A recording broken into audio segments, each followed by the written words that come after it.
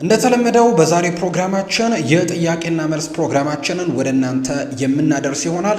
የአንድን ተጫዋች የተዘዋወረባቸውን ክለቦች ወደ እናንተ እናደርስና እንዲሁ የሱን ተጫዋች እግር ኳሳዊ ህይወቶችን ነግራችሁና ተጫዋቹ ማን እንደሆነ ግምቶቻችሁን ትገልጹልናላችሁ። ከዛ በተጨማሪ ግን በዝውውር ጉዳዮች በርከት ያሉ ዘገባዎች እየወጡ ይገኛሉ። ዛሬም እንግዲህ ትልልቆቹን ክለቦች የተመለከቱ የተመራረጡ የዝውውር ጉዳዮችን በትንታኔ መልክ ወደ እናንተ የምናደርስላችሁ ነው የሚሆነው። እንደተለመደው ደግሞ እግር ኳሳዊ ጉዳዮችን በ240 ሰከንድ ውስጥ አጠናክረን የምናቀርብበት ፕሮግራማችንም ዛሬም ወደ እናንተ የሚደርስ ፕሮግራማችን ነው።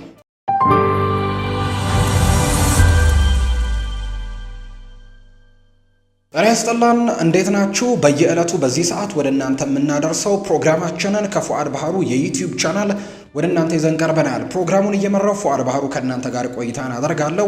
የተለያዩ ርዕሰ ጉዳዮችን የምናቀርብበት ፕሮግራማችን የዛሬው ተጀምሯል። ሀሳብ አስተያየቶቻችሁን ልታጋሩን ትችላላችሁ። ከቪዲዮ ጋር የተያዘም የተለያዩ ሀሳቦቻችሁን ልትሰጡን ትችላላችሁ። ይሄ ቢጨመር ይሄ ቢቀነስ የምትሉትን ጉዳዮችንም ልታካፍሉን ትችላላችሁ። እኛም መልሰን ወደ እናንተው ሀሳብ አስተያየቶቻችሁን እናደርሳለን። ስማችሁንና አድራሻችሁን እየጻፋችሁ ሀሳቦቻችሁን ጻፉልን። ወደ ቀዳሚው ፕሮግራማችን ነው የምናመራው ውድ ቤተሰቦቻችን። ቀዳሚው ፕሮግራማችን የሚሆነው ደግሞ የጥያቄና መልስ ፕሮግራማችን ነው። የአንድን ተጫዋች የተዘዋወረባቸው ክለቦችን እናስመለክታችሁና ይህ ተጫዋች ማን እንደሆነ ምላሾቻችሁን ኮሜንት ቦክስ ላይ ታደርሱናላችሁ። እሱም ፕሮግራም ተከታትለን እንመጣለን። የትም እንዳትሄዱ፣ የተለያዩ የትንታኔ ፕሮግራሞችን ወደ እናንተ እናደርሳለን። ከጥያቄው በኋላ ተመልሰን እንመጣለን። አብራችሁን ቆዩ። ይህ ተጫዋች እግር ኳስ ህይወቱን የጀመረው በኤቨርተን የታዳጊ ቡድን ነው። ከኤቨርተን ወደ ዋናው ቡድን ካደገ በኋላ ግን ወደ ማንቸስተር ዩናይትድ በ37.0 ሚሊዮን ዩሮ ተዘዋውሯል። ከዛ በመቀጠልም ከማንቸስተር ዩናይትድ በድጋሚ ወዳደገበት ክለብ ኤቨርተን ተዘዋውሯል። ከኤቨርተን ደግሞ ወደ ዲሲ ዩናይትድ፣ ከዲሲ ዩናይትድ ደርቢ ካውንቲንንም የተቀላቀለበትን ዝውውር ማድረጉን የምናስታውሰው ነው። ይህ ተጫዋች በእግር ኳስ ህይወቱ ያላሸነፋቸው ዋንጫዎች የሉም። በርከት ያሉ የግልና የቡድን ሽልማቶችን ማሸነፍ የቻለ ተጫዋች ነው። የአውሮፓ ቻምፒየንስ ሊግን አንድ ጊዜ አሸንፈዋል። የፊፋ የዓለም ክለቦች ዋንጫንም እንዲሁ አንድ ጊዜ ማሸነፍ ችሏል። ፕሪሚየር ሊግን 5 ጊዜ ማሸነፍ የቻለ ተጫዋች ነው። እንዲሁ ደግሞ የዩሮፓ ሊግን አንድ ጊዜም፣ የእንግሊዝ የኤፍኤ ካፕን አንድ ጊዜም፣ የእንግሊዝ ሊግ ካፕን ወይም ካራባው ካፕን 4 ጊዜም ማሸነፍ የቻለበትን አጋጣሚ ተመልክተናል። ሌሎችም በርከት ያሉ ዋንጫዎችን እንዲሁ አሸንፈዋል። በግሉም በጣም ብዙ ሽልማቶችን ያሸነፈ ተጫዋች ነው። 4 ጊዜ የዓመቱ ምርጥ ተጫዋች የሚለውን ሽልማት፣ አንድ ጊዜ ደግሞ ፉትቦለር ኦፍ ዘ ይር የሚልም ሽልማት እንዲሁ ተሸልሞ እንደሚያውቅ የታሪክ ማህደሩ ያሳያል። ይህ ተጫዋች ማን ይመስላችኋል? ምላሾቻችሁን ወይም ግምቶቻችሁን ኮሜንት ቦክስ ላይ ልታጋሩን ትችላላችሁ። ወደ ቀዳሚው የትንታኔ ፕሮግራማችን ነው የምናመራው ውድ ቤተሰቦቻችን። ስለ ሮድሪጎ ጉዌሽ የዝውውር ጉዳዮች አንዳንድ ነገሮችን ወደ እናንተ ለማድረስ እንሞክር። በዚህ የዝውውር መስኮቱ ሳይከፈትም በፊት የዚህ ተጫዋች የዝውውር ጉዳይ እንግዲህ ከበርካታ ክለቦች ጋር ስሙ ሲነሳ ሰምተናል። ከሊቨርፑል ጋር ቅድሚያ ስሙ ሲነሳ ነበር። በተለይ መሐመድ ሳላ በሊቨርፑል ቤት ኮንትራቱን ያራዝማል አያራዝምም የሚሉ ጥያቄዎች ሲነሱ እንግዲህ ሊቨርፑሎች ምናልባት የተጫዋች ኮንትራቱን የማያራዝም ከሆነ ኢላማ ካደረጓቸውና በዛ ቦታ ላይ ሊጫወቱ ይችላሉ ብለው ከገመቷቸው ተጫዋቾች መካከል አሁን ላይ በሪያል ማድሪድ የሚገኘው የሮድሪጎ ጉዌሽ ጉዳይ አንደኛው እንደነበር እናስታውሳለን። ሌሎች ክለቦችም እንዲሁ ማንቸስተር ሲቲም የዚህ ተጫዋች ቀንደኛ ፈላጊ እንደነበር የምናስታውሰው ነው። አርሰናልን ደግሞ በቅርብ ጊዜያቶች ከዚህ ክለብ ጋር ስሙ ሲነሳ ሰምተነዋል። እንዲሁ ደግሞ ሌላኛው ክለብ ቸልሲም የዚህ ተጫዋች አድናቂዎች እንደሆኑ የሚያሳዩ ሪፖርቶች ደግሞ በተደጋጋሚ ጊዜ ይወጣሉና ይህ ተጫዋች እንግዲህ በትልልቆቹ የአውሮፓ ክለቦች ተፈላጊ ነው። ከአውሮፓ ክለቦች ውጪ ደግሞ በሳዑዲ ክለቦችም ጭምር ትልልቅ የሚባሉ ደሞዞች ጭምር እየቀረበለት ይህንን ተጫዋች ለማዘዋወር ፍላጎት የነበራቸው ክለቦች እነ አልሂላል እንደነበሩ በደንብ የምናስታውሰው ነው። እና የዚህ ተጫዋች የዝውውር ጉዳይ እንግዲህ በዚህ የዝውውር መስኮት እስከ መጨረሻው ቀን ድረስ ምናልባት ሊጓዝ ይችላል ብለው የሚያሰሙ መረጃዎች በተደጋጋሚ እየወጡ ይገኛሉ። በአንድ እንግዲህ የሆነ ነገር ተፈጥሮ ቡም ብሎ ይሄ ዝውውር እንግዲህ ካልተፈጸመ በስተቀር እስከ መጨረሻው ድረስ ይጓዛል አይጓዝም የሚሉት ነገሮች እየተጠየቁ አሁንም መቀጠላቸው አይቀሬ እንደሆነ ነው የሚያሳየው። ምክንያቱም በሪያል ማድሪድ ቤት የተለያዩ ነገሮች እየተፈጠሩ ነው የሚገኙት። አንድ ጊዜ ተጫዋቹ ደስተኛ ነው ይባላል፣ በሌላ ጊዜ ደግሞ አንዳንድ ነገሮች ያጋጠሙትና መልሶ በሪያል ማድሪድ የመቆየት እድሉ ጥያቄ ምልክት ውስጥ ሲገባበት በተደጋጋሚ እየተመለከትን እንገኛለን። በካርሎ አንቸሎቲ የመጨረሻዎቹ ጨዋታዎች ላይ ተጫዋቹ ተሳትፎ አላደረገም። በእርግጥ አንዳንዶች በጉዳት ምክንያት ነው ይላሉ፣ አንዳንዶች ደግሞ እንዲሁም ጨዋታዎቹን መጫወት አይፈልግም የሚሉ አይነት ሀሳቦችም ጭምር ሲነሱ ነበር። ምክንያቱ ደግሞ ተብሎ የሚነሳው ተጫዋቹ ከትልቆቹ የሪያል ማድሪድ ኮከቦች ጋር እንግዲህ በመሆኑ ወይም ደግሞ እዛ ቡድን ውስጥ በመኖሩና እሱ ደግሞ ዝቅ ያለ ግምት እንዲሰጡ አድርጓል። እነሱ ናቸው የትኩረት ማዕከሎች። እሱ ግን በዚህ ቡድን ውስጥ ጥሩ ግልጋሎትም እየሰጠ የትኩረት ማዕከል መሆን እንዳልቻለ ይሰማዋል ይባላል። ቪኒሲዮስ ጁኒየር፣ ኬሊያን ምባፔና እንዲሁ ደግሞ ጁድ ቤሊንግሃም በዚህ ቡድን ውስጥ ዋና ተዋንያን እንደሆኑ ነው የሚያምነው ሮድሪጎ ጉዌሽ። የእሱ ሚና ግን በእጅጉ እንደቀነሰበት ነው እየተገለጸ የሚገኘው። በርከት ያሉ ተንታኞች ግን የቀድሞ የአርሰናሉን ሌጀንድ ተጫዋች ቴሪ ዳንኤል ኦንሪን ጭምር ይህ ተጫዋች በሪያል ማድሪድ ቤት አንደር ሬትድ ነው ብለው ከሚያነሷቸው ተጫዋቾች መካከል አንደኛ ነው። ለቡድኑ ጥሩ ግልጋሎቶችን ይሰጣል፣ ነገር ግን እንደሚሰራው ስራ የሚወራለት አይነት ተጫዋች አይደለም ብለው የሚያስቡ ሰዎች በእርግጥ እንዳሉ ይነገራልና ሮድሪጎ ያ ስሜት ነው እንዳለው የሚሰማው። ተጫዋቹ በትልልቅ ክለቦች መጫወት የሚችል በሪያል ማድሪድም ጥሩ ግልጋሎቶችን እየሰጠ የሚገኝ ተጫዋች ነው። ነገር ግን እንደሚፈለገው ያክል እንግዲህ የሚወራለት ወይም ደግሞ አንደርሬትድ እንደሆነ ይሰማዋል የሚል አይነት መረጃዎች በተደጋጋሚ ሲወጡ ሰምተናልና እንግዲህ ከካርሎ አንቸሎቲ መልቀቅ በኋላ ግን አሁን ላይ ሻቪ አሎንሶ ይህንን ቡድን ከተቀላቀለ በኋላ ምናልባት በቀጣይ ተጫዋች በሻቪ አሎንሶ ስር ወሳኝ ሚና ይኖረዋል ተብሎ ሲጠበቅ ነበር። ነገር ግን ያም ነገር አሁን ጭላንጭል ውስጥ የገባበት ወይም ጥያቄ ምልክት ውስጥ የገባበትን ጉዳይ ነው እየተመለከተን የምንገኘው። ምክንያቱም ሻቪ አሎንሶ ከመጣ በኋላ ከተጫዋቹ ጋር ውይይቶችን ያደርጋል። እንዲሁ ደግሞ ሻቪ አሎንሶ የዚህ ተጫዋች አድናቂ ነውና ይህንን ተጫዋች በጥሩ መልኩ ያስቀጥለዋል የሚሉ ሀሳቦች ሲነሱ ነበር። ነገር ግን ያም ይሆን አይመስልም። አሁን ላይ የዓለም ክለቦች ዋንጫ ላይ ሪያል ማድሪድ እየተሳተፈ ነው የሚገኘውና በዛ ላይ ደግሞ የተለያዩ ነገሮችን እየተመለከትን እንገኛለን ከሮድሪጎ ጉዌሽ ጋር። ተጫዋቹ እንግዲህ ይህ ውድድር ከመጀመሩ በፊት ደስተኛ ነኝ በሪያል ማድሪድ፣ አሁን በሪያል ማድሪድ እንደሚቆይ እንግዲህ ፍንጮችን ሲሰጥ ነበር። ትልልቆቹ የስፔን ሚዲያዎች በተለይ ደግሞ ለሪያል ማድሪድ ቅርብ ናቸው ተብለው የሚነሱ የመረጃ ምንጮች እንደ ማርካና ዲያሪዮ አስ የተባሉ የመረጃ ምንጮች ተጫዋቹ አሁን ላይ ደስተኛ እንደሆነ የሚያሳዩ ሪፖርቶችን ሲያወጡ ነበር። በተለይ በኢንስታግራም ገጹ ላይም ተጫዋቹ አሁን ደስተኛ ነኝ የሚል አይነት ፖስትን ጭምር ፖስቶ እንደነበር እናስታውሳለን። ነገር ግን የተለያዩ ትዊስቶች እየተፈጠሩ ነው። በመጀመሪያው የዓለም ክለቦች ዋንጫ 2 ጨዋታዎችን ያደረገው ሪያል ማድሪድ እስካሁን ድረስ በመጀመሪያው ጨዋታ ከአልሂላል ጋር ከሳዑዲ አረቢያው ክለብ አልሂላል ጋር ጨዋታውን አድርጓል። ሁለተኛውን ጨዋታ ደግሞ ትናንትና ምሽት ከፓቹካ ጋር ነበር ያደረገውና የትናንትናው ጨዋታ በተለይ ደግሞ ተጫዋቹ ምናልባት ሊወጣ የሚችልበት ፍንጭ የሰጠ ጨዋታ እንደሆነ እየተገለጸ ይገኛል። በመጀመሪያው በአልሂላሉ ጨዋታ የተወሰኑ ደቂቃዎችን አግኝቷል። በእርግጥ በመጀመሪያው አስተላለፍ ውስጥ የነበረ ተጫዋች ነው። በዛ ጨዋታ ላይ ኬሊያን ምባፔ በህመም ምክንያት አልነበረም እና ሮድሪጎ በዛ ምክንያት በቋሚ አስተላለፍ ውስጥ እንዲካተት አድርጎት እንደነበር ይታወሳል። በጨዋታው ግን የሚጠበቀውን ያክል ፐርፎርማንስ ማሳየት አልቻለም። በጨዋታው ላይ አልሂላልም እንግዲህ ከሪያል ማድሪድ ጋር አቻ ነበር የተለያዩትና ሮድሪጎ የተወሰኑ ደቂቃዎችን ካደረገ በኋላ ተቀይሮ መውጣቱን እናስታውሳለን። አሁን ላይ የሻቪ አሎንሶ እንግዲህ ፍላጎት እንደሆነ እየተገለጸ የሚገኘው 4-4-2 መጠቀምን ነው። በፊት በኬሊያን ምባፔና ቪኒሲዮስ ጁኒየርን መጠቀም ይፈልጋል። ከዛ ውጭ ግን አርዳ ጉለር እና ፍራንኮ ማስታንቱኖም ደግሞ ቢሆኑ ከሮድሪጎ የተሻለ ግልጋሎት በሻቪ አሎንሶ ስር ይኖራቸዋል ተብሎ ይገመታል። ብራሂም ዲያዝም ኮንትራቱን ሊያራዘም ነውና የሮድሪጎ ጉዳይ አጣብቂኝ ውስጥ ሊገባ የሚችልበት እድል ሰፊ እንደሆነ መረጃዎቹ በስፋት እያነሱ ይገኛሉ። የትላንትናው ጨዋታ ግን ሁሉም ነገር ግልጽ አድርጎ የሚናገር ይመስላል። ትላንትና ሪያል ማድሪድ ከፓቹካ ከተባለው ክለብ ጋር ጨዋታውን አድርጎ ነበርና በዚህ ጨዋታ ላይ እንግዲህ ሪያል ማድሪድ ጨዋታውን በእርግጥ ማሸነፍ የቻለበትን አጋጣሚ ነው የቻለው። 3-1 በሆነ ውጤት አሸንፏል። ነገር ግን በዚህ ጨዋታ ላይ ሮድሪጎ ጉዌሽ አንድም የመጫወቻ ደቂቃ 1 ደቂቃ እንኳን ሜዳ ላይ አልተመለከትነውም ከፓቹካ ጋር በተደረገ ጨዋታ ሪያል ማድሪድ ወሳኝ በሚለው ጨዋታ። ምክንያቱም የመጀመሪያውን ጨዋታ በአቻ ውጤት ስለሆነ ያጠናቀቀው ወደ ቀጣዩ ዙር ለማለፍ እነዚህን የሚቀሩትን 2 ጨዋታዎች ማሸነፍ ይጠበቅበታልና እንግዲህ አንደኛው ጨዋታ ትላንትና ሲደረግ በቋሚ አስተላለፍ ውስጥም አልተካተተም። ተቀይሮ ከገቡት ተጫዋቾች መካከል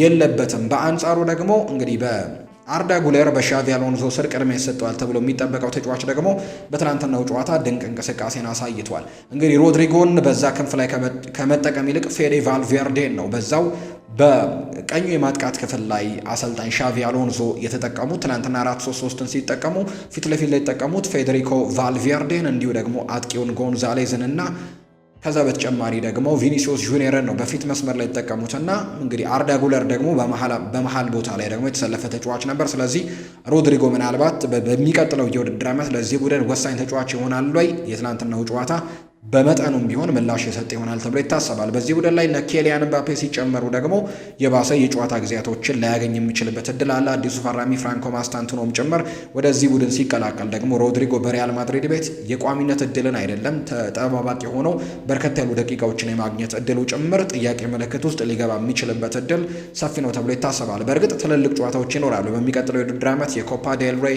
እንዲሁ የአውሮፓ ቻምፒየንስ ሊግ የላሊጋ ተከታታይ ጨዋታዎች ይኖራሉ።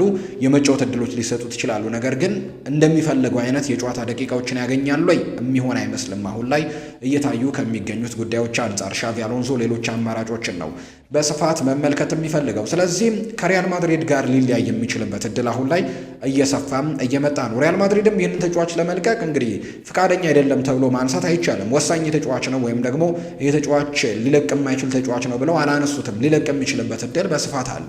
ትልልቆቹም ክለቦች እዚህ ተጫዋች ላይ ፍላጎቶች አሏቸው። ደሞዙ ምናልባት ትልቅ ሊሆን ይችላል። 10.2 ሚሊዮን ፓውንድ በአመት ያገኛልና የተጫዋች ምናልባት እሱ ጉዳይ እንቅፋት ካልሆነባቸው በስተቀር እንግዲህ በዚህ ቡድን ይለቃል ተብሎ ነው የሚታሰበው። ትልልቅ ክለቦች አሁንም ፍላጎታቸውን እያሳዩ ነው። አርሰናል የዚህ ተጫዋች ቀንደኛ ፈላጊ እንደሆነ ይነገራል። በኋላ ላይ በስፋት እናነሳዋለን። ማንቸስተር ሲቲ የዚህ ተጫዋች ፈላጊ ነው። አሁንም ጭምር ይህንን ተጫዋች ይፈልገዋል። ሌሎች ክለቦችም ይህንን ተጫዋች ለማስፈረም ሙከራዎችን ማድረጋቸው አይቀሬ ነው ተብሎ ይታሰባል። ነገር ግን እነዚህ ሁለት ክለቦች ናቸው አሁን ላይ አይናቸውን ሮድሪጎ ጎሽ ላይ ጣሉት። ነገር ግን በርከት ያሉ የክንፍ መስመር ተጫዋቾችን እያሳደደ የሚገኘው ባየር ሚኒክም ምናልባት ይህንን ተጫዋች ሳይመለከተው እንደማይቀር የሚያሳዩ ሪፖርቶች እየወጡ ነው። ምክንያቱም አሁን ላይ ዓለም ላይ የሚገኙ የክንፍ መስመር ተጫዋቾችን በሙሉ እያሳደደ ነው የሚገኘው ባየር ሚኒክ እና ሌሮይ ሳኔ መልቀቁን ተከትሎ ኪንግስሌ ኮማን ወደ ሳዑዲ አረቢያ ሊሄድ ስለሚችል እንዲሁ ቶማስ ሙለርም ከክለቡ የመልቀቁ ዕድል እንግዲህ ስለተረጋገጠ ሌሎች ተጫዋቾችን ይመለከታል ተብሎ ይታሰባል።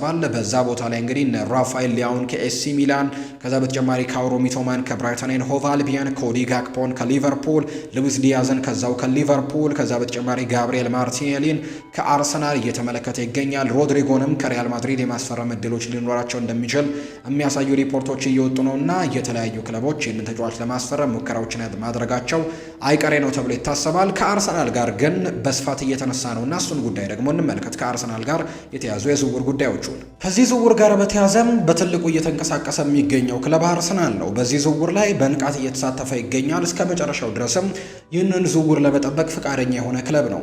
ምክንያቱም በዚህ ቦታ ላይ በትክክልም ማሻሻሎች እንደሚጠበቅበት ይታመናል። ምክንያቱም በዚህ የውድድር ዓመት የማይሆን የውድድር ዓመትን አሳልፈዋል። በተለይ ደግሞ ጎል በማስቆጠሩ ረገድ እንግዲህ የሚጠበቅበትን ያክል አላደረገም። አርሰናል ለዋንጫ ከሚፎካከር ቡድን የሚጠበቀውን ያክል ጎሎችን ማግኘት አልቻለም። በተለይ ትልልቅ የሚባሉ ተጫዋቾች ጉዳት ከገጠማቸው በኋላ አርሰናል ጎል የማስቆጠር እድሎቹን አብሮ ሲያጣ እንደነበር ተመልክተናል እና እንግዲህ ትልልቅ የሚባሉ ከዋክብቶችን በማምጣት የእንግሊዝ ፕሪሚየር ሊግን በድጋሚ እንግዲህ ሁለተኛ ሆኖ ላለመጨረስና ሻምፒዮንነቱን ደግሞ አሁን ላይ በድጋሚ ለማግኘት ከዛ በተጨማሪ እንዲሁ የአውሮፓ ቻምፒየንስ ሊግ ላይ በትልቁ ተፎካካሪ ለመሆን ዘንድሮ ግማሽ ፍጻሜ ድረስ ደርሰዋል። በሚቀጥለው የውድድር ዓመት ደግሞ ለዋንጫ ለመፎካከር የሚያስችል ቡድንን ለመገንባት በማጥቃቱ አማራጮቻቸው ላይ ትልልቅ ተጫዋቾችን ማምጣት ይጠበቅባቸዋል እና ሮድሪጎ በዚህ ቦታ ላይ ደግሞ ወሳኙ ተጫዋች ይሆናል ተብሎ ይታሰባል። በእርግጥ የአርሰናል ቀዳሚ ኢላማ የነበረው ሮድሪጎ አልነበረም።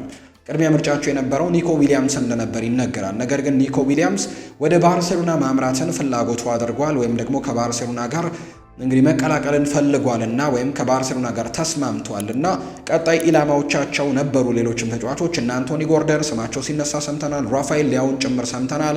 አዶሜለ ሉክመን ከአርሰናል ጋር በደንብ ስሙ ሲነሳ የነበረ ተጫዋች ነው።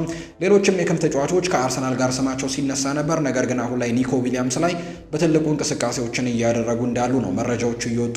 ነገር ግን አሁን ላይ ሮድሪጎ ላይ በትልቁ እንቅስቃሴዎችን እያደረጉ እንደሚገኙ ነው እየተገለጸ የሚገኘው። ሪያል ማድሪድ ይህንን ተጫዋች እንግዲህ ውሳኔውን እስኪሰጥ ድረስ እየጠበቁት ይገኛሉ። አርሰናሎች በሪያል ማድሪድ ይቆያል ወይስ አይቆይም የሚለውን ጥያቄ እስኪመለስላቸው ድረስ ወይም ደግሞ ይፋዊ የሚሆን ነገር ተጫዋቹ ቆያለሁ ብለው ይፋ እስኪያደርግ ድረስ ወይ ደግሞ እንደሚለቅ እስኪረጋገጥ ድረስ ይህንን ዝውውር በንቃት እየተሳተፉ የሚገኙት አርሰናሎች ናቸው። በጣም በትልቁ ይህንን ዝውውር እስኪፈጸም ድረስ እየጠበቁ እንዳሉ የሚያሳዩ ሪፖርቶች ናቸው እየወጡ የሚገኙት። በርካታ ተንታኞች ደግሞ በተለይ በርካታ የቀድሞ የአርሰናል ሌጀንዶች ጭምር ይህ ዝውውር ለአርሰናል በትልቁ ጥቅም ሊኖረው እንደሚችል ይታመናል። ምክንያቱም ቅድም ብያቸዋለሁ ቴሪ ዳንኤል ኦንሪ የአርሰናል ሌጀንድ ነው እና ይህ ተጫዋች በጣም አንደርሬትድ የሆነ ተጫዋች፣ በጣም ግልጋሎቱ ትልቅ የሚሰጠው አክብሮትና የሚሰጠው ስም ግን በጣም ትንሽ የሆነ ተጫዋች ነው ሲል ሀሳቡን ሰጥቶታልና በአርሰናል ቤት ቢመለከተው ጭምር ደስ እንደሚለው ተናግሯል።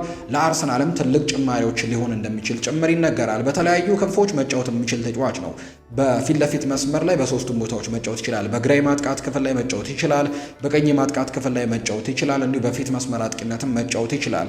ሮድሪጎ በዓለም ክለቦች ዋንጫ ላይ እንግዲህ ይደሰታል ብሎ አስቦ ነበር፣ ወይም ደግሞ ይሄ ውድድር ሲጀመር በጣም በትልቁ ኤክሳይትድ ሆኖ በሻቪ አሎንዞ ስር መሰልጠንን ፍላጎቱ አድርጎ በሻቪ አሎንዞ ስር መጫወትን በጣም በትልቁ አልሞ በዓለም ክለቦች ዋንጫ ላይ ደግሞ በትልቁ ለቡድኑ ግልጋሎት ለመስጠት አስቦ ነበር ወደ ውድድሩ እንደሄደ የቅርቡ ሰዎች ጭምር የሚናገሩትና በውድድሩ ላይ ግን የገጠመው እስካሁን ድረስ ባለፉት 2 ጨዋታዎች የሚጠብቀውን ያክል አልሆነም። በመጀመሪያው ጨዋታ አንደኛ የሚፈልገው ቦታ ላይ እንዳልተሰለፈ ይፋ አድርጓል።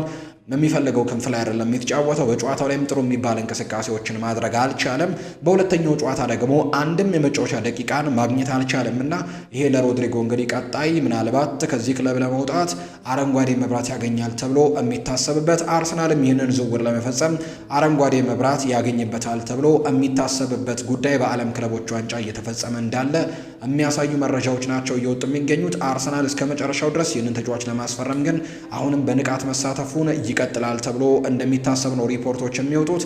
ሪያል ማድሪድ የሚጠይቀውን የዝውውር ክፍያ እንግዲህ ለመክፈል ፍቃደኞች ይሆናሉ ተብሎ ይታሰባል። ምናልባት አርሰናል ይህንን ዝውውር እንዳይፈጽም ሊያደርግ የሚችለው እንግዲህ በአመት የሚከፈለው ደሞዙ እንደሆነ እየተገለጸ ይገኛል። ትልቅ ደሞዝን ያገኛልና ተጫዋቹ በተለይ የሳዑዲ ክለቦችም እዚህ ተጫዋች ላይ በጣም በትልቁ ደግሞ ኢንቨስት ለማድረግ ፍቃደኞች ከመሆናቸው ጋር በተያያዘ በደሞዝ ጉዳይ ላይ ምናልባት መንገጫገጮች ሊገጥማቸው ይችላል። ምክንያቱም ለዚህ ተጫዋች ከፍ ያለ ክፍያን እንኳን መክፈል ቢፈልጉ የክለቡን እንግዲህ የክፍያ ሲስተሞችን ያናጋባቸዋል። በመልበሻ ክፍል ውስጥ ምናልባት እንግዲህ ከኔ በላይ ተከፈለው የሚሉ አይነት ሀሳቦችም ሊነሳ የሚችልበት እድል ይኖራል ተብሎ ይታሰባልና አሁን ከአርሰናል ትልልቅ ተካፋዮች ጋር የሚመጣጠን አይነት ክፍያን ሊከፈለው እንደሚችል የሚያሳዩ ሪፖርቶች ይወጣሉ። በሪያል ማድሪድ ግን ትልቅ አይነት ክፍያ ይከፈለዋል። 10.2 ሚሊዮን ፓውንድ አካባቢ ነው በአመት የተጫዋች እንደሚከፈለው እየተገለጸ የሚገኘው። ምናልባት አርሰናል እንቅፋት ሊሆንበት የሚችለው ጉዳይ ይሄ ጉዳይ ብቻ ሊሆን እንደሚችል ይታመናል እንጂ ተጫዋቹ ከሪያል ማድሪድ ጋር ሊለያይ የሚችልበት እድል እንዳለ ነው ዘገባዎች አያይዘው እየገለጹ የሚገኙት። ከዚህ ተጫዋች ቀዳሚ ፈላጊዎች መካከል የነበረው ክለብ ደግሞ ማንቸስተር ሲቲ አንደኛው እንደነበር እናስታውሳለን። ይህንን ዝውውር ለመፈጸም ቀድሞ እንግዲህ ከተንቀሳቀሱ ክለቦች ከሊቨርፑል ቀጥለው ማንቸስተር ሲቲ ስሙ ይነሳ ነበር። ነገር ግን በዚህ የዝውውር መስኮት ትልልቅ የሚባሉ ዝውውሮችን ፈጽሟል። እነ አይት ኑሪን አምጥቷል፣ ከነ ራያን ሸርኪን አምጥቷል፣ ሌሎችም ተጫዋቾች እነ ቲናኒ ራይንደርስን ጭምር በዚህ የዝውውር መስኮት አምጥተዋል እና ራሳቸውን በደንብ በሚገባ እየገነቡ ነው የሚገኙት። አሁን ላይ እንግዲህ ሮድሪጎን ማምጣት ያን ያክል አስፈላጊ ነው ተብሎ አይታመንም። ምክንያቱም በእርግጥ ፔፕ ጓርዲዮላ የዚህ ተጫዋች አድናቂ እንደሆነ በተደጋጋሚ ሲነገር እንደነበር እንሰማለን። አሁን ላይ ግን በርከት ያሉ የአጥቂ አማራጭ ተጫዋቾች ያሏቸው እንግዲህ በርከት ያሉ እንግዲህ ምርጫዎች አሏቸው። በክንፍም መጫወት የሚችሉ እንዲሁ በሁለቱም ክንፎች መጫወት የሚችሉ በአጥቂ አማካኝነትም መጫወት የሚችሉ የጎል ዕድሎችን መፍጠር የሚችሉ በርከት ያሉ ተጫዋቾች በማንቸስተር ሲቲ ቤት ይገኛሉ። እነ በርናርዶ ሲልቫ፣ እነ ፊል ፎደን፣ እነ ኦማር ማርሙሽ ከዛ በተጨማሪ አዲሱ ፈራሚ ሮያን ሸርኪን ጨምሮ በርከት ያሉ ተጫዋቾች በዚህ ቡድን ውስጥ ይገኛሉና ሮድሪጎ ምናልባት ትልቅ ፉክክር ሊገጥመው ይችላል በማንቸስተር ሲቲ ቤት ተብሎ ነው የሚታሰበው። በአርሰናል ግን ቋሚ ተሰላፊ መሆን እድሉ በጣም በትልቁ የሚነሳ ጉዳይ ነው። በሚቀጥለው የውድድር ዓመት እንግዲህ በትልቁ ተፎካካሪ ለመሆን ራሳቸውን እያጠናከሩ ይገኛሉ። አርሰናልም ቢሆን ማንቸስተር ሲቲም ቢሆን በተለይ ደግሞ ይሄ ዝውውር ቶሎ እንዲፈጸም በርካቶች ይፈልጋሉ። አርሰናል ዝውውሮችን በቶሎ ማጠናቀቅ እንዳለበት ነው በርካታ ደጋፊዎች የሚያምኑት። ምክንያቱም በሚቀጥለው የውድድር ዓመት የትራንስፈር ዊንዶው ሳይዘጋ የፕሪሚየር ሊግ እንደሚጀምር ይታወቃል ኦገስት ወር ላይ እና እንግዲህ ያኔ ትራንስፈር ዊንዶው ስለማይዘጋ ገና ዝውውሮችን መፈጸም ስለሚችሉ የመጀመሪያዎቹ ሳምንታቶች ላይ ምናልባት ዝውውሮችን ሳያደርጉ ሊጫወቱ የሚችሉበት እድሎች አሉ። ከዛ በኋላ ሊፈጽሟቸው የሚችሏቸው ዝውውሮች ይኖራሉ። ነገር ግን አርሰናል ቤት ያ ነገር እንዳይፈጠር በርካቶች እየገመቱ ይገኛሉ። ምክንያቱም በመጀመሪያዎቹ ጨዋታዎቻቸው በጣም ጠንከር ያሉ ተጋጣሚዎችን ነው አርሰናል የሚያገኘው። በተለይ ኦፕታ የተባለው የመረጃ ምንጭ እንዳወጣው ከሆነ በመጀመሪያዎቹ 6 ሳምንታት ትልልቅ ቡድኖችን የሚገጥሙትና በጣም ከባድ ጨዋታ ይኖርባቸዋል ተብሎ ከሚታሰቡ ክለቦች መካከል አርሰናል አንደኛው ነው። በጣም ትልልቅ ጨዋታዎችን ከነ ኒውካስል ዩናይትድ፣ ከነ ኖቲንግሃም ፎረስት፣ ሊቨርፑል እንዲሁ ማንቸስተር ዩናይትድን በመጀመሪያው ሳምንት ጭምር እንደሚያገኙት ይታወቃል እና ትልልቆችን ክለቦች ነው በመጀመሪያዎቹ 6 ሳምንታት በጣም ጠንከር ያሉ ተጋጣሚዎች ያገኛል አርሰናል እና ምናልባት እነዚህን ዝውውሮች ቶሎ አጠናቆ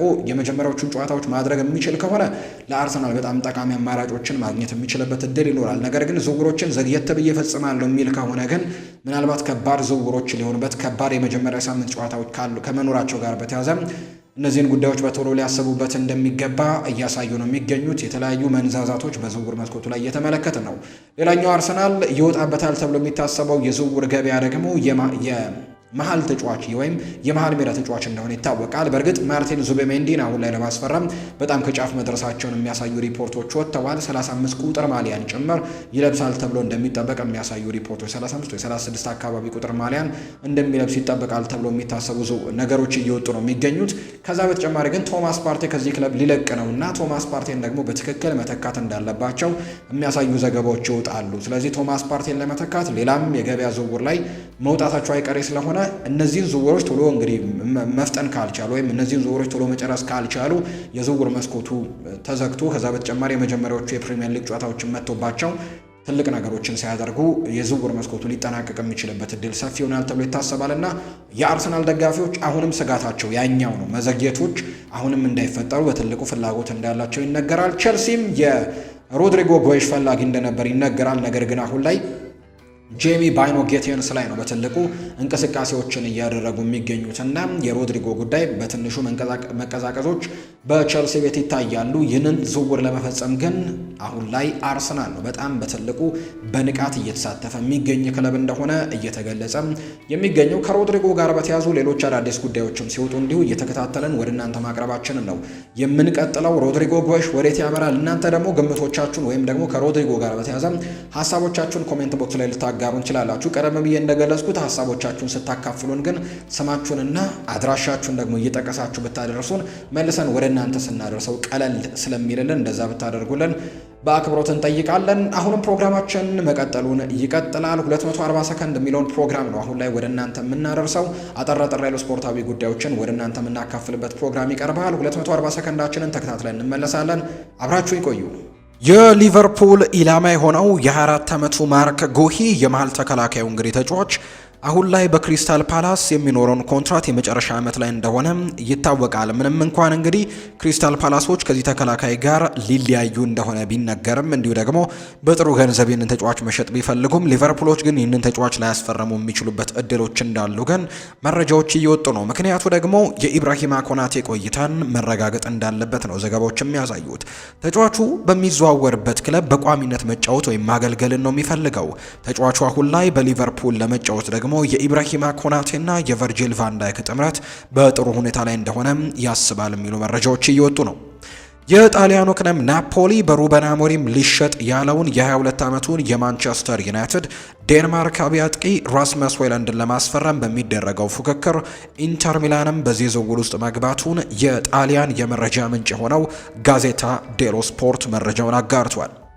አርሰናል የ24 ዓመቱን የሪያል ማድሪድ የክንፍ መስመር ተጫዋች ሮድሪጎን ለማዛወር ያደረገው እንቅስቃሴ እንቅፋት ሆኖበታል። ምክንያቱም ብራዚላዊው ደሞዙ 10.2 ሚሊዮን ፓውንድ በአመት ነው የሚፈልገውና ይሄ ምናልባት ለአርሰናል ከባድ ሊያደርገው እንደሚችል ዲያሪዮ አስ መረጃውን አጋርቷል።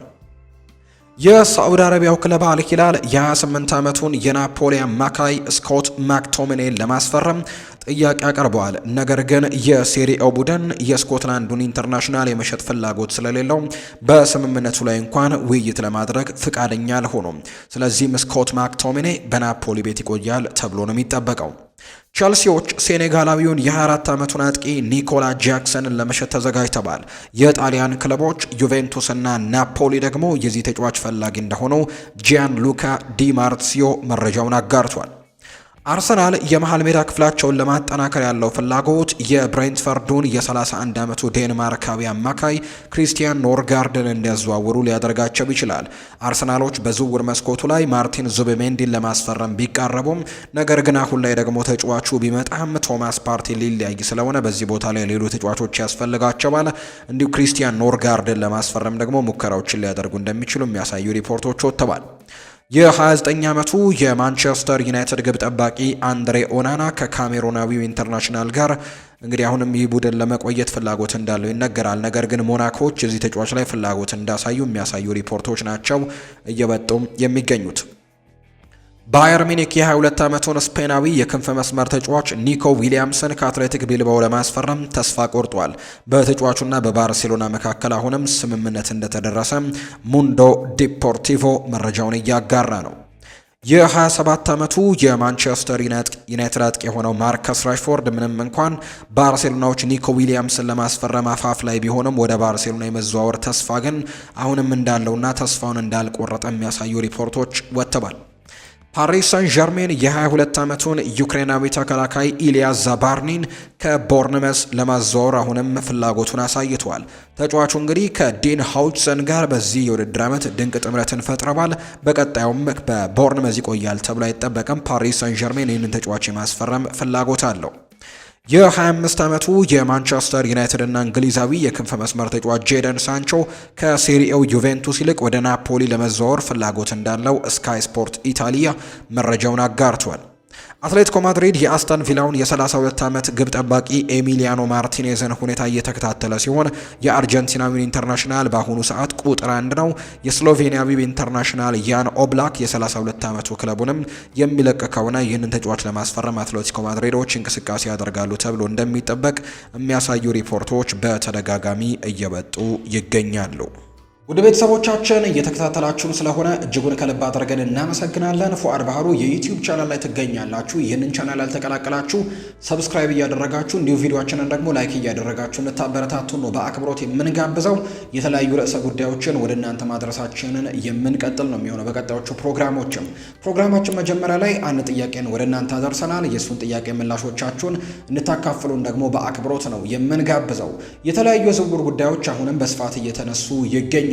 ከማንቸስተር ዩናይትድ ጋር በተያያዘ አሁንም የአጥቂ አማራጮቹ በስፋት እያሰፋ ይገኛል። ማንቸስተር ዩናይትድ የተለያዩ ተጫዋቾችን ለማስፈረም ሙከራዎችን እያደረገ ነው። እነ ሁጎ ኤኪቲኬ፣ እነ ቪክተር ኦስሜን አሁንም ስማቸው ከማንቸስተር ዩናይትድ ጋር ይነሳል። ከዛ በተጨማሪ ደግሞ እንዲሁ የብሪያን ምቤሞንም ዝውውር ጉዳይ እስካሁን ማጠናቀቅ አልቻሉም። እሱንም ጉዳይ ይፈጽማሉ ተብሎ በቅርቡ ይጠበቃል። ቸልሲ ቤትም እንዲሁ ከኒኮላስ ጃክሰን ጋር በተያያዘ የተለያዩ ጉዳዮች እየተነሱ ነው። ተጫዋቹ እንግዲህ በዲሲፕሊኑ ጉዳይ ላይ በጣም ጥያቄዎች እየተነሱበት ነው የሚገኙት። ባለፉት 4 ጨዋታዎች እንኳን 2 ቀይ ካርዶችን ተመልክቷል። በኒውካስል ዩናይትዱ ጨዋታ በፕሪሚየር ሊግ እና እንዲሁ በዓለም ክለቦች ዋንጫም ደግሞ ሰሞኑን ባደረጉት ጨዋታ ላይ ቀይ ካርድ መመልከቱ ይታወሳል እና በሁለቱም ጨዋታዎች ላይ ቸልሲ ደግሞ ተቸግሮ ሲሸነፍ ተመልክተነዋል። ስለዚህ የዚህ ተጫዋች ጉዳይ አጣብቂኝ ውስጥ ገብቷል። ወደ ሌሎች ክለቦች ሊያመራ የሚችልበት እድል ሰፊ ነው ተብሎ እየተነገረ ይገኛል። ሌሎች ክለቦችንም የተመለከቱ የዝውውር ጉዳዮችን ደግሞ በቀጣዮቹ ፕሮግራሞቻችን ላይ ወደ እናንተ ይዘንላችሁ መቅረባችንን እንግዲህ ለማስታወስ እንወዳለን። በቀጣይ ፕሮግራሞቻችን የእነዚህን የዝውውር ጉዳዮች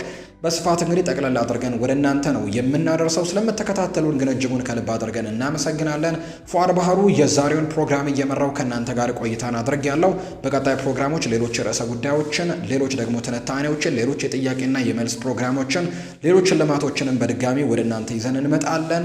አብራችሁኝ ስለነበራችሁ ከልብ አድርጌ ያመሰግናለሁ። ይህንን ቻናል ሰብስክራይብ እያደረጋችሁ እንድትቀላቀሉ በአክብሮት እንጋብዛለን። መልካም ጊዜ መልካም ቀን እንዲሆንላችሁ ነው በአክብሮት የምመኘው።